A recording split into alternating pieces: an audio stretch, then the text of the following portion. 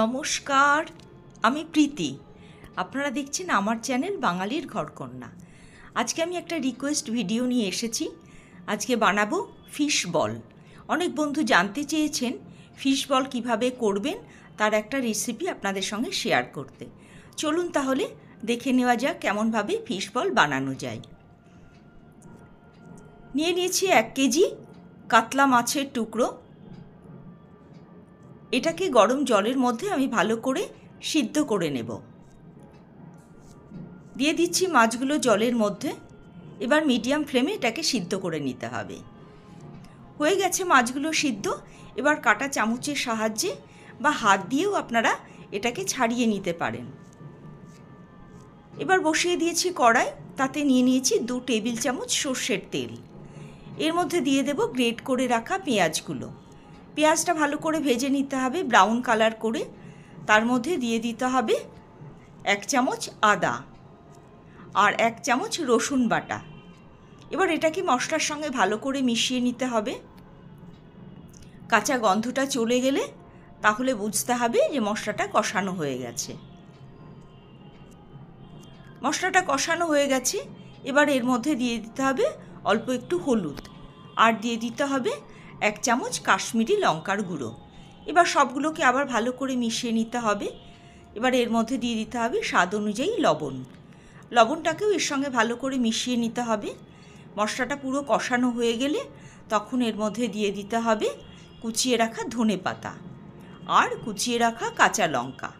এগুলো দিয়েও ভালো করে এটাকে ফ্রাই করে নিতে হবে। পুরো মশলাটাই কষানো হয়ে গেলে তার মধ্যে দিয়ে দিতে হবে 1 চামচ আমচুর পাউডার। এবার এটাকেও ভালো করে মশলার সঙ্গে মিশিয়ে কষিয়ে নিতে হবে। পুরো মশলাটা কষানো হয়ে গেলে দিয়ে দিতে হবে ছাড়িয়ে রাখা মাছের টুকরোগুলো। এবার এটাকেও ভালো করে ফ্রাই করে নিতে হবে। যারা আমার ভিডিও দেখছেন তাদের অসংখ্য ধন্যবাদ, আর অবশ্য করেই একটা শেয়ার, লাইক এবং সাবস্ক্রাইব করে দেবেন। এবার বাইন্ডিংয়ের জন্য নিয়ে নিচ্ছি এখানে 2 থেকে 2.5 চামচ চালের গুঁড়ো। চালের গুঁড়োটা দিয়ে ভালো করে এটাকে কষিয়ে নিতে হবে। পুরোটা কষানো হয়ে গেলে তারপরে একটা পাত্রের মধ্যে ঢেলে এটাকে ঠান্ডা হতে দিতে হবে।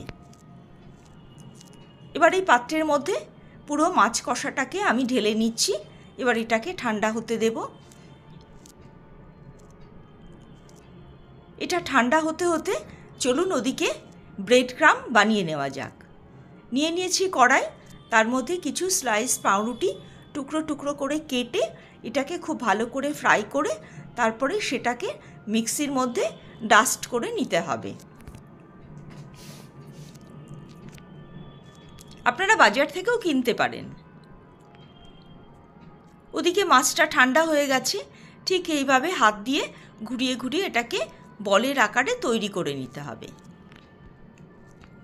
সবকটা তৈরি করে নিয়ে তারপরে এটাকে 2টো ডিম ফাটিয়ে নিয়ে আর ব্রেড ক্রাম্ব এই দুটোর মধ্যে চুবিয়ে নিতে হবে।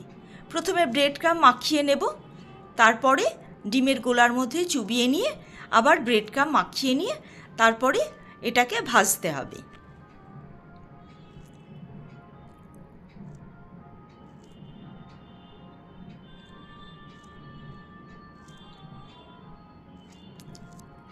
এবার কড়াই তেল নিয়ে নিয়েছি, পরিমাণ মতো তেল নিতে হবে। তেল দিয়ে তার মধ্যে তেলটা গরম হলে মিডিয়াম ফ্লেমে এগুলোকে সব ব্রাউন কালার করে ভেজে নিতে হবে।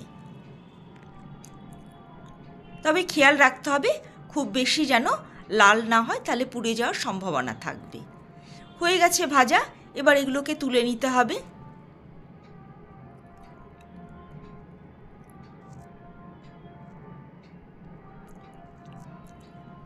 আমার সবগুলোই ভাজা হয়ে গেছে। আমি কিছুটাকে সার্ভ করে দেখাচ্ছি। এবার ভেঙে দেখাবো যেটা কত মুচমুচে হয়েছে।